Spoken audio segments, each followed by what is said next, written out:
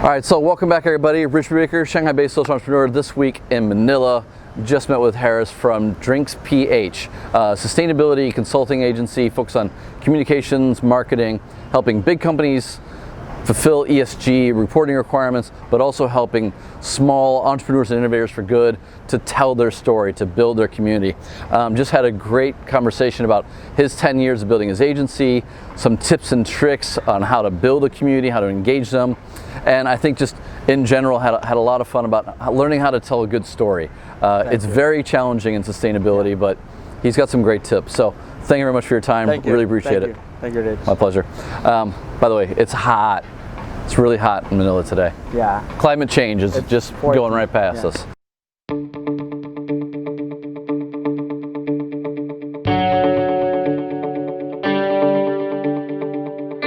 I'm Harris Guevarra and I'm based in Manila.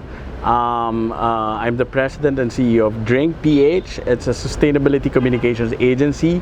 What we do is we help corporations and businesses, big and small, become sustainable and tell their sustainability stories to their internal and external stakeholders and use their data and their stories to amplify the message of sustainability to the general public. Great. So basically that's what we do, but my course, like what I mentioned earlier, my course in college was literature, so I was not really into sustainability before, but the companies I've worked for after graduating from college somewhat defined my idea of what sustainability is, and that helped me, oh, I'll try this, and I'll put up a business like Drink PH. Great. And I did 10 years ago. What was the starting point for the agency? How did you even get into the idea of like being a media consultant or a sustainability kind of communications group? I work in an advertising company, small advertising company, before I put up Drink.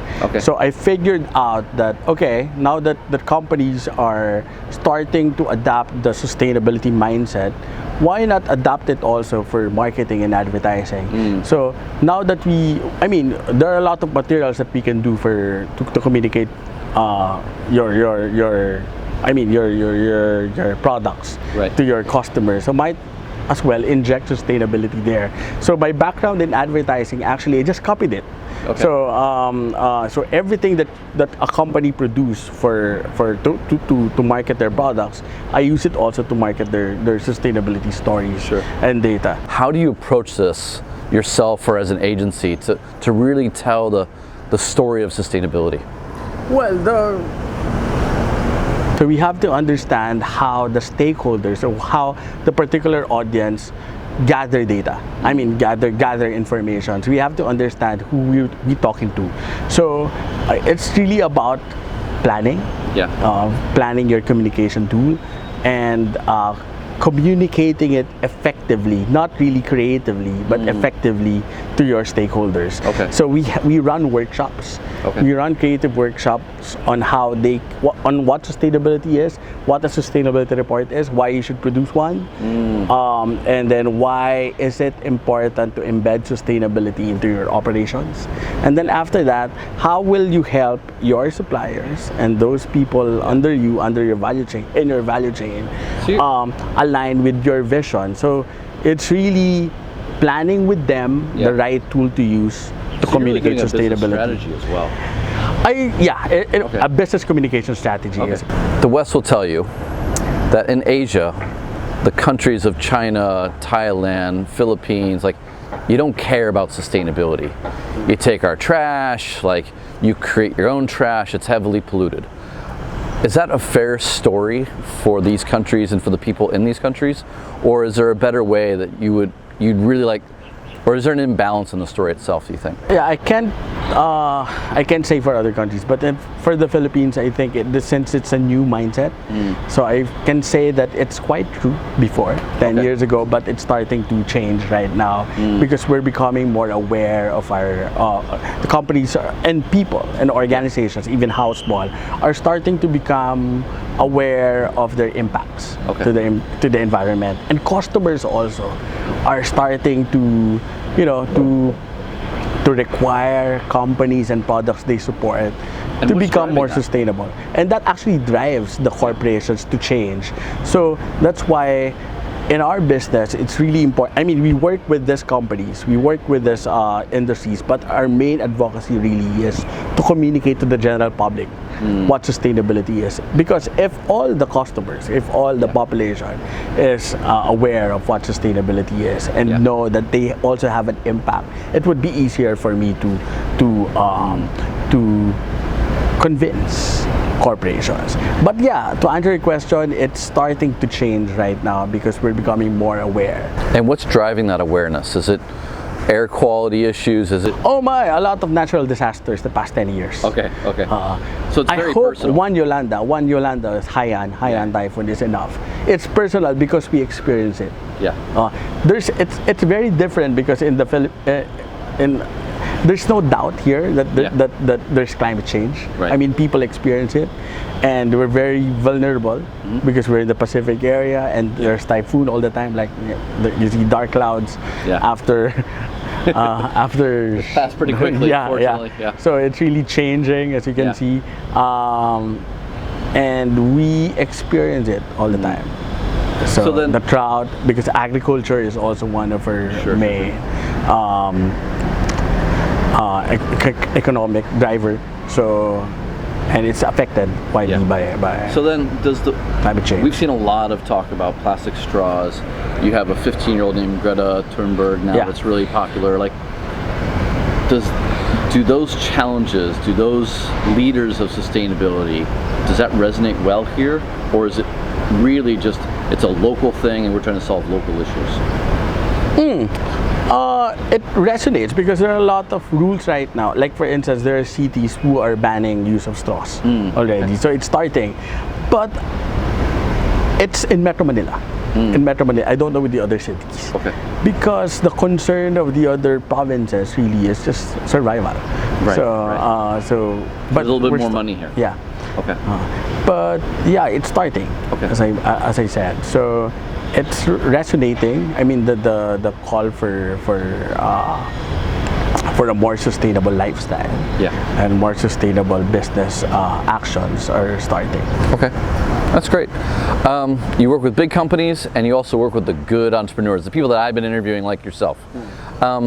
Tell me a little bit how they're different in terms of clients. Like, what are their needs? How are they different? Okay. Most of the bigger companies are doing sustainability reports. Right now, they're very mature. They've been producing like 5-6 reports already since the movement started. But the main driver for them at first is really compliance. And right now, the Securities and Exchange Commission of the Philippines released a requiring all publicly listed corporations to produce their sustainability reports next year. Okay. So it's really compliant. So now the 200 plus companies are struggling to understand what sustainability report is, what the sustainability report is. So they're calling us to to help them with that. So that's good for your business. It's good for your business also, but the smaller ones, the smaller entrepreneurs, the social entrepreneurs, they understand it in the first place. Okay. So there's no need really to preach to the choir. So they understand it, and that's where I get in my conversation with them. That's where I get my my motivation. So on the one hand, you have a big company that's like, we care, believe me, trust me, and the other one's like, we started with caring, please buy my stuff. Right? Like, please support me. How do you look at strategy differently for those two? Actually, I share the best practices of both. Because big companies can also learn from small companies because they're very entrepreneurial. It's easy for entrepreneurs to be passionate because the companies are really small. Right. The financial performance of a bigger company, their strategy can also help smaller entrepreneurs. So actually, it really helped me a lot because I work with both. So I can see the best practices and adapt the best ones to our business. And then when it comes to social entrepreneurs, like, what are some of the stumbling blocks for them? Like, where do they struggle? Money. That's clear. Okay, so then how do you help them? Help them with strategy and communicating their to earn more money and communicating their goals and advocacy. So sometimes because they're very focus on highlighting their causes when in fact they should be highlighting the way they work. So how do you balance the business then? Because you have to pay bills, But you also, I can see like you really like to help the entrepreneurs who may not be able to pay you, or if they do, the fee's probably nowhere near what your big companies are. So do you find yourself really pulled towards the entrepreneurs, but also like just grounded in the money? Like how do you balance that? As an entrepreneur, you need to survive. So you really have to go back to your Excel sheet. Okay. And decide on that after everything. Yeah. So if what's important for me is for my company to survive. So if I have the opportunity to help smaller agencies for a limited fee or for free, I would do that. But I have to be aware of how my finances are moving. So if sometimes I get like 2 big clients and then 1 smaller one. So right now we have 30 plus clients. I have 5 advocacy accounts. So meaning I don't ask them to pay us. And do you do the same level of service for the big clients as you get to the small? Like how does that It's work? actually easier for the social enterprises because they're small. Unlike multinationals who are, have big operations. So the level of work it's harder. On this part, on the left side. So now, do you take clients that you normally wouldn't, so that you can then help the ones that you really want to? That's a difficult question. But in Drink, we have this policy wherein you have the option to not work with a particular client. If, for instance, I have this new account, like I tell them, oh, we have this new client, and then if they feel that the values of that company is not aligned with them, so you can opt to not work with that client. That's interesting. But and it's worked for us. What was the question again? Sorry. Well, that actually answers it. I guess the other question is like, so now that you've achieved some success, you have 25 There's climate staff, change. Climate change. Here we go again with this weather. You've got 30 clients. Like you've reached a level of success.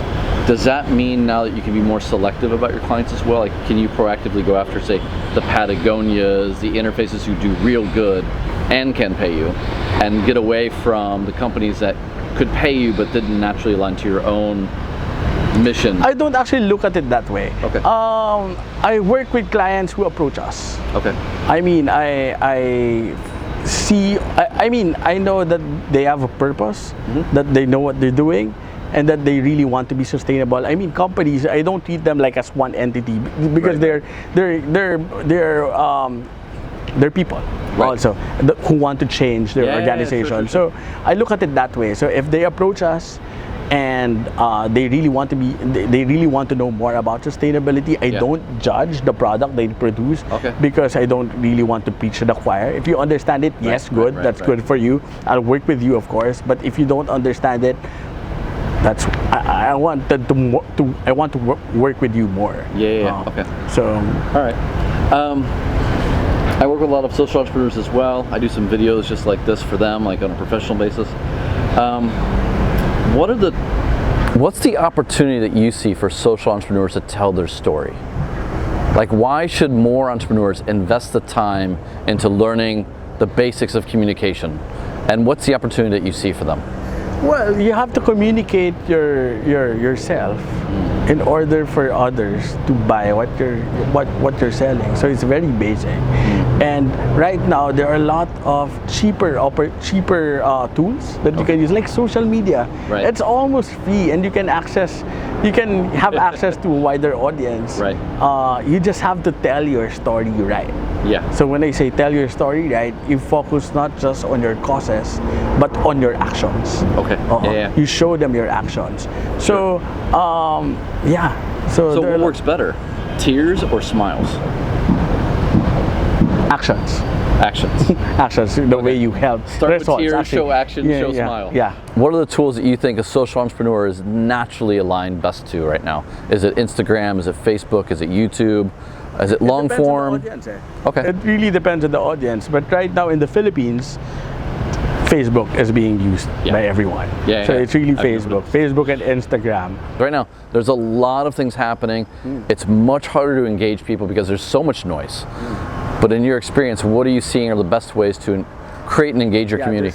The first thing that you should do is really to understand the concerns of your stakeholders.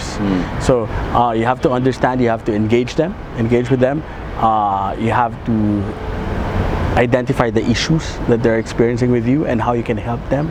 And then if you address those right, I mean, after stakeholder engagement, you plan your communication. What's the best messaging to use? What's the best tool to use? How do you talk to them? What's the right tone? Is it in English? Is it in Filipino?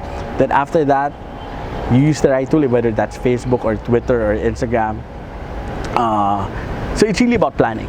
But there's only so much time. I have no money. I got to survive. What should I, like if I'm going to start tomorrow, what should I start with? Let's say I'm selling vegetables, like organic vegetables, or I'm trying to elevate the stories of farmers in poverty. What are the tools I should start with tomorrow, and how do I, like, what should I just do tomorrow? You have to talk to your stakeholders. Yeah. It's that easy, whether that's one-on-one or whether in Facebook, and sell. So sometimes that lacks for social entrepreneurs. Yeah. Because they're very focused on advocacy. They're very focused on on the goals that they need to achieve. But really, you have to survive one day at a time and make sure you're still alive by next month and by next year. So you really have to plan. Yeah. Plan and survive. So then, if you're talking about the planning of this, what are like the big pieces of the puzzle that you need to plan for when you're looking at your social media or marketing comm strategy? Your stakeholder issues. Okay. You have to identify your stakeholder issues. You have to identify how they communicate, how the best tool to use to communicate with them. Okay. And you have to take a look at your processes and your stories. What stories and what data will engage them to talk to you. Okay. So, and if I was really good at a tool, what was one tool I should use? Is it visual, audio, like long form? What's the one that you think is like the most popular, the easiest to engage people right now? In the Philippines, it's really video. Okay. Video and Facebook. Okay. So, but it's not really long form articles. Yeah, but video is tough. So but everyone has cell phones. Okay. So you don't have to edit it beautifully. You just have to tell the story. Yeah. So really, it depends on who you're talking to. Okay. So if something works for you, like for instance, if one-on-one conversation really works for you for the longest time, and then focus on that and see why it works and how you can improve it. If you're looking at a social entrepreneur, they're looking at getting started. You've been at this for 10 years, building your business. What are 3 things that you would kind of tell an aspiring entrepreneur? The most textbook answer would be passion and vision, but really it's vision. You have to know where you're going, and if you can envision yourself, it's really like the song, so if you can do it, I mean, if you can imagine it, you can do it, because that's really true. You have to know where you're going, and you have to go there strategically. Okay. So it's all about vision, planning, and of course, passion. Okay. So you have to be passionate about what you're doing in order for you to be motivated every day to wake up. Definitely. And sometimes you lose momentum, right?